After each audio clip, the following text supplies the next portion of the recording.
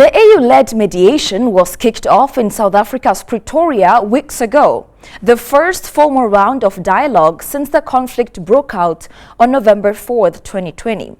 Africa's model and the dawn of success for African solution to African problems.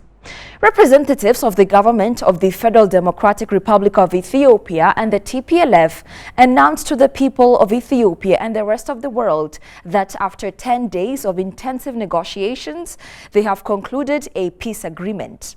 An outpouring of global reactions followed news of the agreement, leaders of many countries endorsing the end of a 2-year bloody conflict. Yes, this deserves praise. It is a relief for many people who have been suffering. Peace is always good news. There is another face of this agreement that demands recognition. The entirety of the peace agreement is the embodiment of the essence of an African solution to African problems.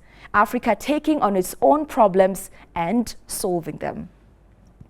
Hello and welcome to ETV World. I'm Tabitha John. Much of the world is relieved by the news of the end of hostilities in Ethiopia's northern region, which was made possible thanks to the mediation and the oversight of the African Union. Do stay with us. The talks between the government of the Federal Democratic Republic of Ethiopia and the Tigray People's Liberation Front (TPLF), which were launched on 25th October 2022, sought to secure a cessation of hostilities agreement between the parties, paving the way for the restoration of peace, security, and stability in the Tigray region. According to the African Union, the agreement is an important step towards the efforts aimed at silencing the guns and a solid foundation for the preservation of Ethiopia's sovereignty and territorial integrity. In addition to cementing the parties' commitment to the African Union's agenda of silencing the guns by 2030, however, this AU-led peace talk also puts into practice what the African continent strives to accomplish: African solutions to African problems. The African Union pledged in 2016 to silence the guns by the end of 2020, an ambitious agenda of ending armed conflicts on the continent.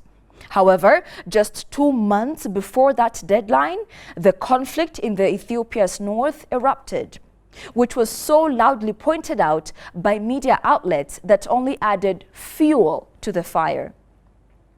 The criticisms were on different scales. Let me take you back to an article on the conversation from October 18, 2022. The article is aimed at showing how the AU had failed ever since the outbreak of the war, implying that the AU has shown itself to be of no use or consequence since the conflict started. It goes on to underline that it was not until August 2021 that the AU took the first step at mediating. It doesn't stop there. The African Union and the AU's High Representative to the Horn of Africa, Olusegun Obasanjo, had been accused of being partial, of meeting delays in peace talks, of buying into the Ethiopian government's narrative. And now, the AU has not only brought together the representatives of the Ethiopian government and the TPLF, but has managed to reach an acceptable peace deal for both parties. At a ceremony in South Africa, mediators for Ethiopia's federal government and TPLF shook hands and posed for photographs and sat down to sign a permanent cessation of hostilities. This agreement was made possible by the concerted efforts and leadership of the AU and African leaders such as Olusegun Obasanjo, Uhuru Kenyatta, and Mfunzile Mlambo Nguka, among others.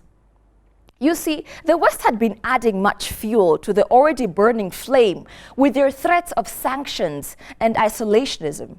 But Africa stood with each other and without driving the rift between the people of the same nation.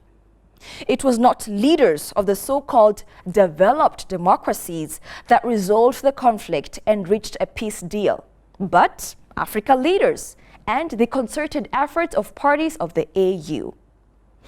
The peace of Ethiopia is of actual concern to other African regions and not just a means to consolidate interests. That is where the difference lies. It's not a carrot and a stick, but a genuine step towards silencing the guns and stopping the suffering of people. Now, the deal has been praised as an important step, but it has also been emphasized as only the first of many that are needed to reach a lasting peace. This moment is not the end of the peace process, but the beginning of it, said AU Special Envoy and former Nigerian President Olusegun Obasanjo, who led the mediation efforts. This ordeal was being watched closely, and now even more closely, it has drawn the attention of many around the world. But whoever may be watching must be notified as well that Africa is solving its own problems that have been worsened by the West, problems that could tear us apart. We are handling it well. And with this, we end our program. You can follow us and subscribe on social media, Facebook, YouTube, and Twitter as well. Thank you for being with us, and goodbye for now.